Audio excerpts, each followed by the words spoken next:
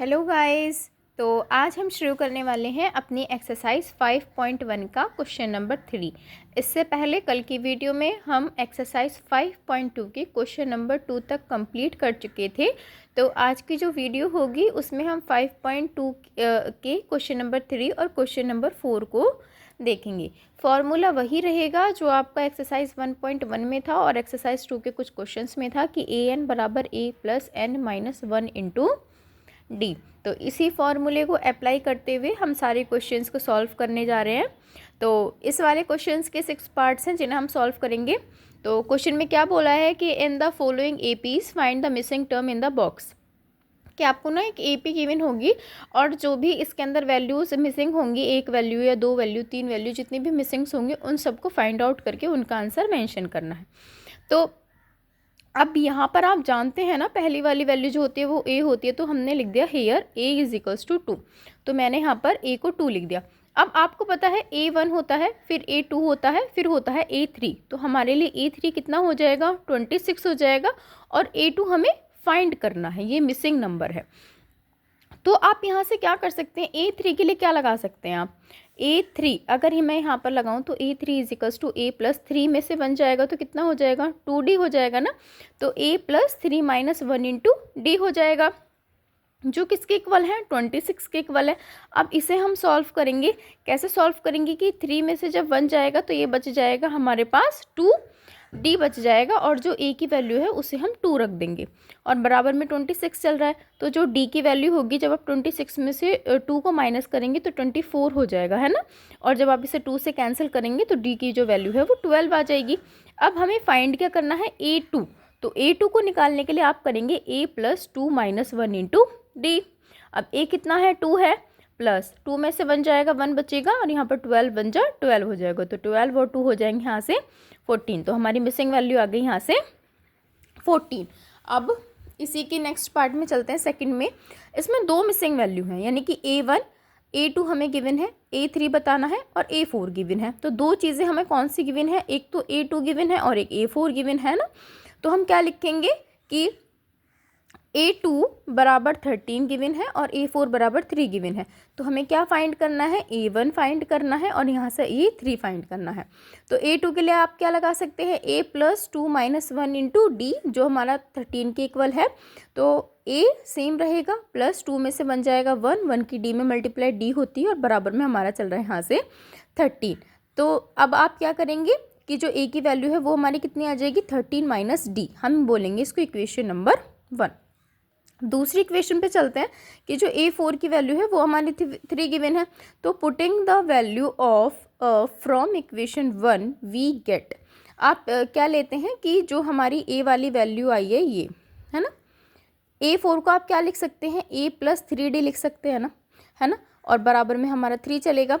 तो a की जो वैल्यू है वो आप ऊपर से लिख दीजिए 13 माइनस डी। तो मैंने यहाँ 13 माइनस डी लिख दिया, प्लस 3d है तो प्लस 3d बराबर 3 है।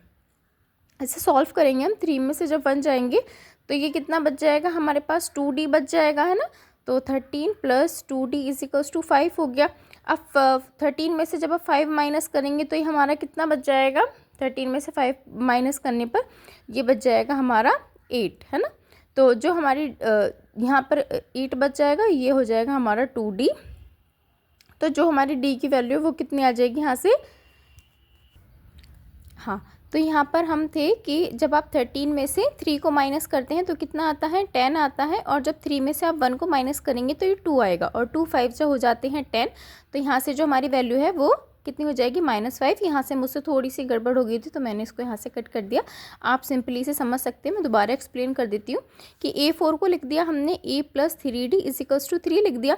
जो हमारी a की वैल्यू थी कंप्लीट वो हमने 13 माइनस डी लिख ली, और यहाँ से 3d चल ही रहा था, है ना, 3d चल ही रहा था। तो 3d में से जब आप 1d माइनस करेंगे तो ये 2d हो जाएगा, और 13 में से जब 3 माइनस होंगे तो ये 10 हो जाएगा। तो 2 5 जो 10, तो यहाँ से इस तरीके से आ जाएगी d की वैल्यू -5। नहीं समझ में आएगा आप मुझे लिख दीजिएगा, मैं दोबारा एक्सप्लेन कर दूँगी।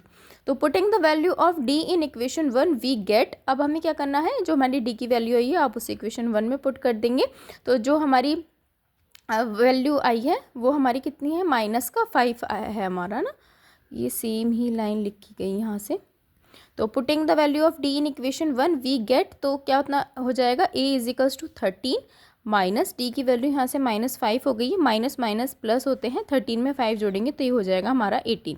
तो a1 की वैल्यू कितनी आ गई है, यहाँ से 18 आ गई है। इसी तरीके से a3 निकाल लेंगे हम। a3 क्या होता है, a + 2d हो जाता है, तो हमारा a की वैल्यू रख देंगे और d की वैल्यू रख देंगे, तो 18 + 2 और माइनस का 5 आ गया ब्रैकेट में। जब आप इसे सॉल्व करेंगे तो कितना आ जाएगा, यहाँ से 8 आ जाएगा। तो यहीं पर ही हमारा सेकंड वाला पार्ट होता है। अब हम इसी के थर्ड वाले पार्ट पर चलते हैं।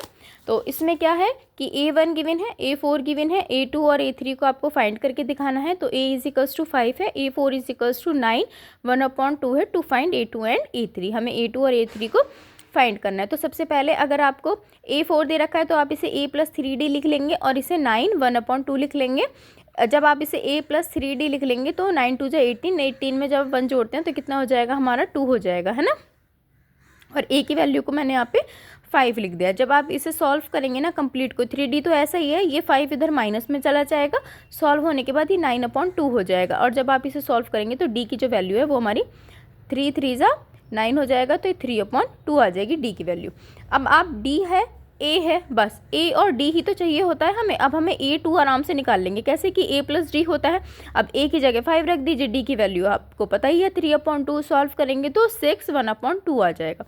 फिर इसी तरीके से a3 निकालेंगे, a3 क्या होता है, a + 2d होता है। तो जब आप इसे करेंगे तो 5 + 2 और जो हमारी d की जो वैल्यू है वो 3/2 हो जाएगी। 2 से आप 2 काट दीजिए, 5 और 3 हो जाएंगे यहाँ से 8। अब इसी के फोर्थ पार्ट में चलते हैं कि a इज इक्वल्स टू -4 है, a6 इज इक्वल्स टू 6 है। तो हमें क्या निकालना है, a2 a3 a4 और a5 निकालना है। तो जब a गिवन है तो सबसे पहले आप यहाँ से d निकाल लीजिए a6 से। कैसे निकलेगा, a + 6 - 1 d हो जाएगा। a की जो वैल्यू उसे आप -4 पुट कर दीजिए, प्लस 6 में से 1 जाएंगे तो ये 5 हो जाएगा, साथ में d चल रहा है। और ये जो पूरी वैल्यू है किसके इक्वल है, ये 6 के इक्वल है ना। और 6 में जब आप 4 प्लस कर देंगे तो ये 10 हो जाएगा, और 10 को जब आप 5 से डिवाइड करेंगे तो ये d की वैल्यू कितनी आ जाएगी, 2। बस अब हम सारी वैल्यूज़ को निकाल सकते हैं आराम से। a2 कैसे निकलेगा, a + d हो जाएगा। a हमारा कितना गिवन है, -4 और d हमारा 2 गिवन है, तो 4 में से 2 जाएंगे तो माइनस का 2। a3 कैसे निकलेगा, a + 2d निकलेगा। a कितना है, -4 है, +2 और d कितना है 2, तो 2 2 जा 4, ये पूरा पूरा कट गया तो ये आ गई 0। a4 कैसे निकलेगा, a + 3d, a कितना है -4 है, अगेन d हमारा कितना है 3, 3 2 जा 6 और 6 में से 4 जाएंगे तो बचेगा 2। और फिर a5 निकालना है, तो a5 के लिए a + 4d होता है, तो कितना हो जाएगा, -4 रखेंगे +4 और d की वैल्यू 2 इज इक्वल्स टू 2 4 जा 8 और 8 में से 4 जाएंगे तो ये बच जाएंगे 4। देखिए सारे क्वेश्चन सेम है, एक ही फॉर्मूला अप्लाई होना है और बस मिसिंग नंबर को इसमें फिल करना है। इसी के फिफ्थ पार्ट में चलते हैं। क्या है कि a2 की वैल्यू 38 है, a6 की वैल्यू -22 है और हमें फाइंड करके दिखाना है a1 a3 a4 and a5। तो गिवन दैट a2 कितना है हमारा, a + 2 - 1 इंटू d हो जाएगा, तो ये 38 आ गया है ना। अब यहाँ से d आराम से निकल जाएगा। कैसे, a2 की जगह आप क्या रख देंगे, यहाँ पर 38 रख देंगे। a की जगह a है, 2 में से बन जाएगा 1 और d की जगह 2d हो जाएगा। तो a की जो वैल्यू है वो कितनी आ जाएगी, 38 - d आ गई। इसे आप इक्वेशन नंबर 1 मान लीजिए। जो हमारा a6 है वो कितना है, -22। तो a6 को क्या लिख सकते हैं, a + 5d बराबर में -22 चल रहा है। अब आपको क्या करना है कि putting the value of from equation 1 we get. आप जो इक्वेशन 1 से जो हमारी वैल्यू आई थी आप उसे पुट कर दीजिए यहाँ पर। तो a की वैल्यू हो जाएगी 38 - d + 5d सेम चल रहा है और इक्वल में -22। जब आप इसे सॉल्व करेंगे कैसे करेंगे, 5 में से 1 जाएंगे, यहाँ पे 4 बच जाएंगे, इसे इसमें से माइनस करेंगे तो जो d की वैल्यू है एंड आफ्टर डिवाइड वो -15 आ जाएगी। अब बस d पता चल गया, a पता चल जाएगा आराम से, क्योंकि d की वैल्यू को आप यहाँ पर पुट कर दीजिए तो आपका a निकल जाएगा। कैसे निकलेगा, a बराबर 38 - d की वैल्यू कितनी रख देंगे, -15। तो a की वैल्यू कितनी आ गई, 53। अब क्या क्या निकालना है, a1 निकालना है जो कि 53 है। a3 कितना होता है, a + 2d होता है, तो a की वैल्यू रख दीजिए +2 और d की वैल्यू को रख दीजिए -15। तो किसके इक्वल हो जाएगा, 23 के इक्वल हो गया। और a4 कैसे हुआ, a + 3d हो गया, तो यहाँ पर a रख दिया +3 और d की वैल्यू -15 है, तो किसके इक्वल हो गया, 8 के। और फिर इसी तरीके से a5 कर लिया हमने कि a + 4d हो गया, तो a की जगह 53 + 4 और d की जगह -15 हो गया, तो हो गई इसकी भी वैल्यू, है ना। तो अब चलते हैं अपने नेक्स्ट क्वेश्चन पर, क्वेश्चन नंबर 4 पर। Which term of the A B 3, 8, 13, 18 is 78। कौन सी टर्म इसकी 78 होगी? तो हमें फाइंड करना है। तो a इज इक्वल्स टू 3 और 8 में से 3 गए तो 5, तो ये d निकल गया। दो चीज़ें निकल गई ना, a3 और a5 निकल गई है। अच्छा, अब हमें क्या करना है कि nth term of the AP is 78 को, मतलब AP की कौन सी वाली टर्म क्या है हमारी 78 है, तो AN की जगह हम 78 रखेंगे बस। अब वही फॉर्मूला अप्लाई करना है क्या कि AN is equals to A plus n minus 1 into D होता है। तो आप AN की जगह 78 पुट कर दीजिए, A की जगह 3 पुट कर दीजिए, n हमें नहीं पता है, और D की जगह आप 5 पुट कर दीजिए।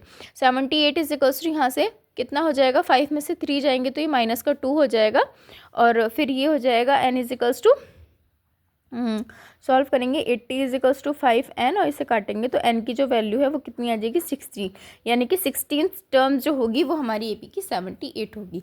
तो आज का वीडियो यहीं पर ख़त्म करते हैं। आज हमने दोनों क्वेश्चन सॉल्व कर लिए, क्वेश्चन नंबर 3, क्वेश्चन नंबर 4, और अपनी नेक्स्ट वीडियो में हम क्वेश्चन नंबर 5 को देखेंगे एक्सरसाइज 5.2 के। और अगर आपको मेरा चैनल पसंद आता है, मेरी मेहनत पसंद आती है, तो प्लीज़ आप मेरे चैनल को सब्सक्राइब कर लीजिए। पसंद आता है तो लाइक कर दीजिए और अपने दोस्तों के साथ शेयर भी कर दीजिए। Thank you so much. तो मिलते हैं अपनी नेक्स्ट वीडियो में।